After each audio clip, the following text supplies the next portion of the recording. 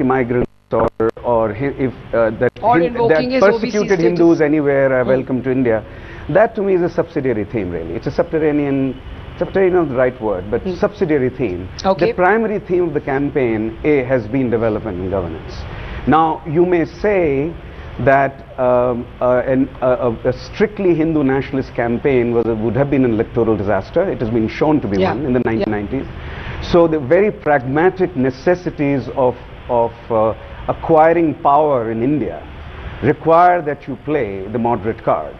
Right. So you're saying the very nature of Indian politics is in a sense forced moderation on all parties. Yogendraji, come in quickly here. You're hearing at least two of our commentators here saying this election campaign was about development, it was about Vikas. That makes it different, that sets it apart. And Mr. Modi has also been pressured, as it were, to reinvent himself over the years. I would qualify that by saying that while development emerged as a theme, it did not on the ground displace the narratives of religion and caste. Okay. I wish what Sadanand was saying was true. I would love it. This would be my dream. Unfortunately, that did not happen. I take the point about taking people's words seriously, yes. But which are the 5 serious things about development that have been talked about? Where are the new ideas on education, on health, on infrastructure or whatever? There is a lot of frothy talk about development, but what is there, even in discussion and talk, where is the substance? And 2, Mr. Modi does not have to, I mean, this is a complete misconception that Mr. Modi will issue some statement against minorities for him to take that kind of a stand. Mr. Modi just has to be himself to be a threat to everyone. He just has to keep silent. All he has to do is not to accept cap of one kind, while he would wear every turban and every cap in the world. I want Sadanand to come in on this, because I have argued with him repeatedly on this issue. Was it important, was it not? So I actually completely disagree. I think if you look around the world, there are many leaders who are considered to be perfectly secular. France has a very large Muslim population. I don't see Francois Hollande told that he must wear a skull cap. If he chooses to wear one, that's fine. Britain has a very large Muslim population. I don't see David Cameron forced to wear a skull cap. For me, it's a question of personal choice. You can't make it a litmus test. If David Cameron were to accept every other religion, if he were to accept Sikh turban, if he were to accept everything else, but refuse the skull cap, would it matter to you or not? To me, it would not matter. I live in the United States. If Barack Obama embraces the symbols of Christianity because he is a Christian, he goes to church every Sunday, which he does, that is fine, because that is his religion and that is his culture. As long as he treats people of all other faiths equally, that's all I care about. If Barack Obama were to wear a Sikh turban, if he were to wear a Hindu pagdi, but refuse to touch a skull cap, would it matter to you or not? That was my question. But in this case, I don't see Modi deviating from embracing the symbols of what he would regard as the Hindu religion. Oh, he's embraced symbols all across the country. Okay, one minute. We have to move on, and I know Chandan and Abhishek want to come in here. But one of the other things that has happened in this election is a fierce debate on who owns what icon. Look at what happened today. Madan Mohan Malviya, rarely remembered by any politician otherwise. But when Mr. Modi filed his nomination papers, he began with tributes to Madan Mohan Malviya. Arvind Kejriwal began his roadshow from the same Lanka Chowk where Madan Mohan Malviya's statue stands. Rahul Gandhi culminates his roadshow there today. Madan Mohan Malviya to Congress for 4 terms, but he was also associated with the Hindu Mahasabha. When Mr. Modi went and garlanded Madan Mohan Malviya, Ajay Makhan made a statement saying that Mr. Modi's entire nomination roadshow had been to commemorate Hindu icons. Did he mean Madan Mohan Malviya? Then there is, of course, Bismillah Khan Saab's family. I'm sitting with them. There is Pandit Chanulal Mishra, who ended up being one of the proposers. There is the debate around the Ganga. Are politicians trying to appropriate our icons? How have our icons become, at the center of this political debate? Ustad Saab, आपसे पूछूंगी.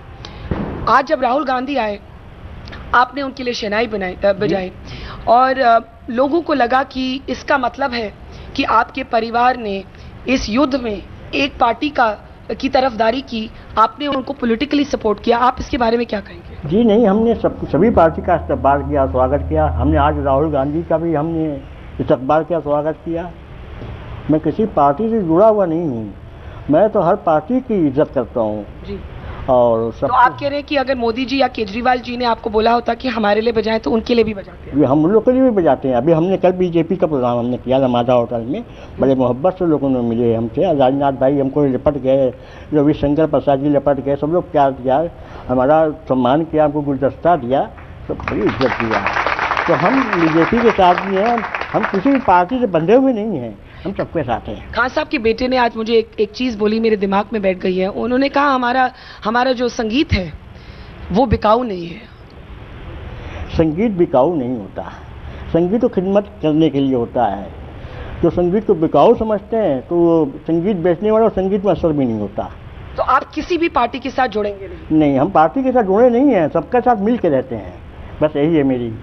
Okay, I want to take this to Abhishek Singhvi and Chandan Mitra. Chandan Mitra, of course, what Khan Saab's son is saying here will make the BJP say, see, we told you so, and the Congress was trying to appropriate him. But didn't the BJP also do exactly that? You also approached this family to be one of the proposers for Mr. Modi. They declined because they don't want to take political sides. You then went to Pandit Chanulal Mishra. My question, Chandan, is a bit different. Should Varanasi's greatest icons, should history's big icons be just left alone instead of politicians squabbling over them and trying to claim and own them? You know, the greatest icon of independent India is the idea of India. The India that we have built and that India which we are fully proud of. And I think the greatest disrespect some people do is to claim that the idea of India is their personal property or their intellectual property. The attempt to appropriate the idea of India by certain pseudo-intellectuals, I think, is the biggest crime being committed against the concept of India itself, and therefore the BJP is as much part of the idea of India, and it has ruled the country. It's going to rule the country in another 15 days from now, and you'll all see that how it is also part of the idea of India. And to attempt to say that the BJP stands away from the idea of India is really, I think, an insult to India. It's not an insult to BJP. To kind of run down the Abhishek Singhvi, Chandan, you haven't answered my question, but I'm going to put the same question to Abhishek Singhvi. Abhishek Singhvi, Bismillah Khan Saab's family played at the road show. It looked for a moment like an endorsement for the Congress. You just heard Khan Saab's son. My question is somewhat different. You remember Madan Mohan Malviya because Mr. Modi remembers him. But on that same day, Ajay Makan says these are Hindu icons. Mr. Modi is commemorating Hindu icons. Then there is this competition to appropriate some of our greatest cultural icons, Abhishek. Why are we doing this? Very short and quick answers. First of all, this question you have to ask Mr. Modi, not us. Most of this attempted appropriation purely for cosmetic and superficial purposes has been done by Mr. Modi and the BJP. Let me say clearly, you have to be blind not to think that whatever development talk is done is purely as a facade and a front.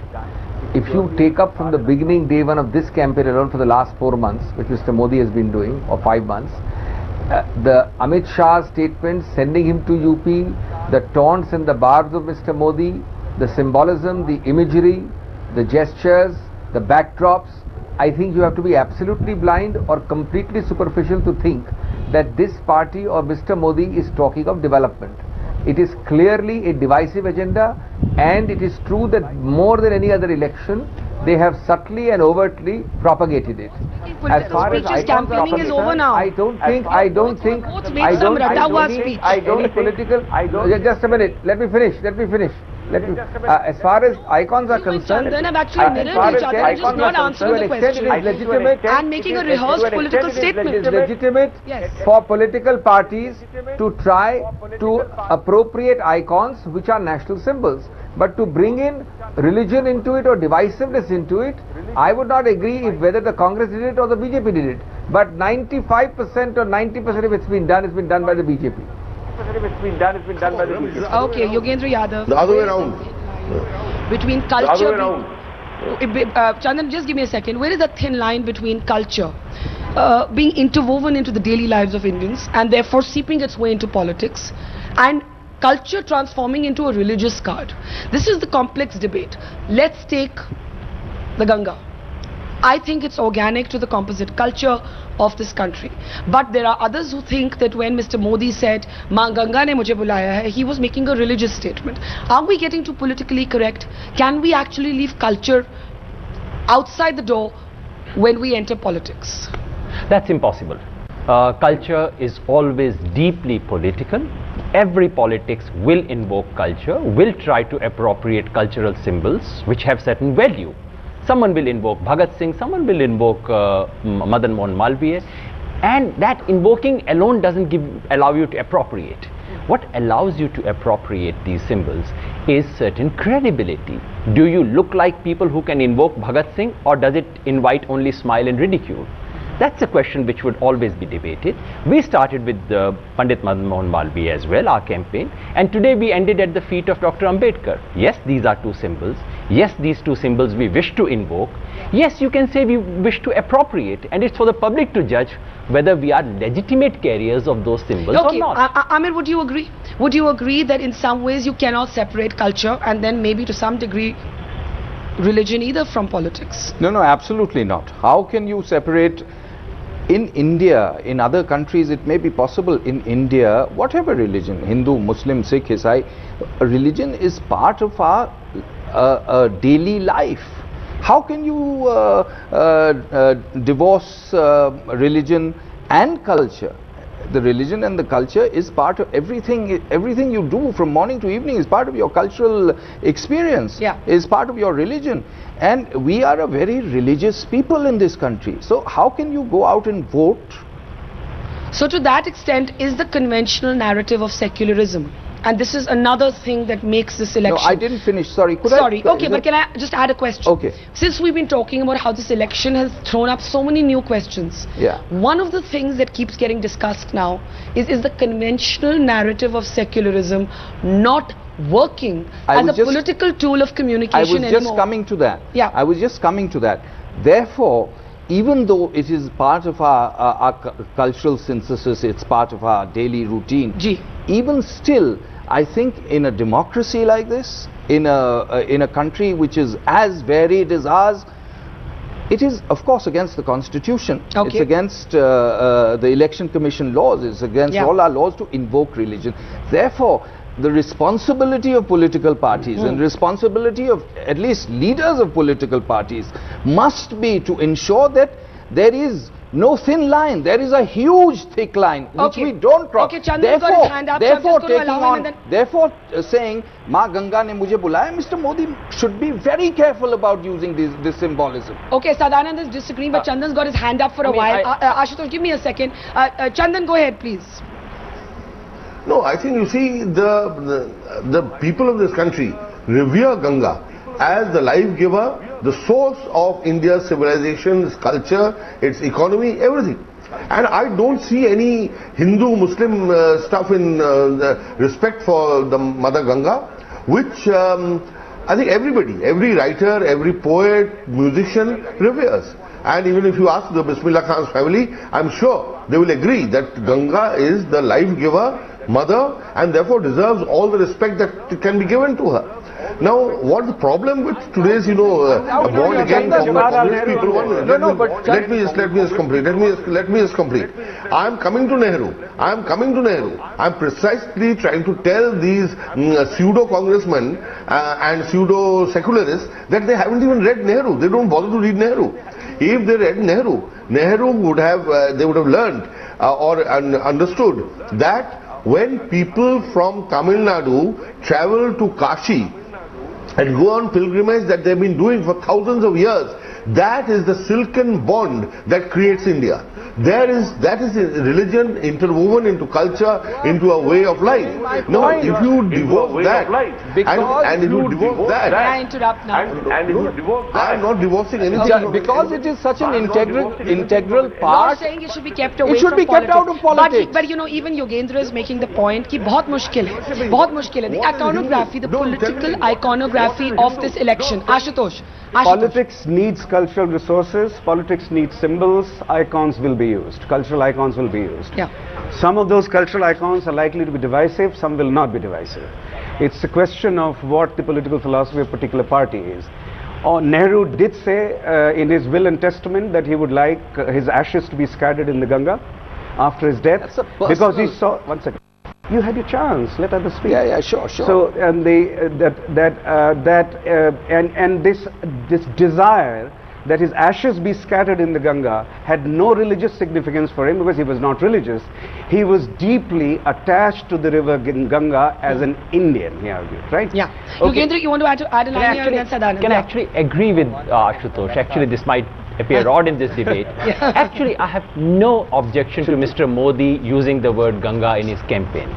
It is whether it's a legitimate claim or not, it is for us to contest in public. But invoking Ganga doesn't make you communal. It doesn't. It should be contested. Okay. We have contested his claims of being a legitimate heir of this. But that's a political contestation. I have to open it up for the audience, but Sadanand, the iconography of this election. I think in a way it's a democratization of the iconography. I was quite struck by, for example, Rahul Gandhi going and garlanding Madan Mohan Malviya. I think what people are being forced, and they're really being forced by Mr. Modi's campaign, is to broaden this. This is not just a country of the Nehru Gandhi family. We have got more icons. We've got icons that have been forgotten. It started with the statue for Sardar Patel. Now you've got Madan Mohan Malviya. I think Abhishek's wanted to come in, and I'll allow him that briefly. And then we have to try and give these 5-6 questions. One point in this context, that I wonder if Rahul Gandhi knew that in 1927, Madan Mohan Malviya presided over both the Hindu Mahasabha and the Congress. And the Hindu Mahasabha sessions used to be held adjacent to the All India Congress Committee annual session.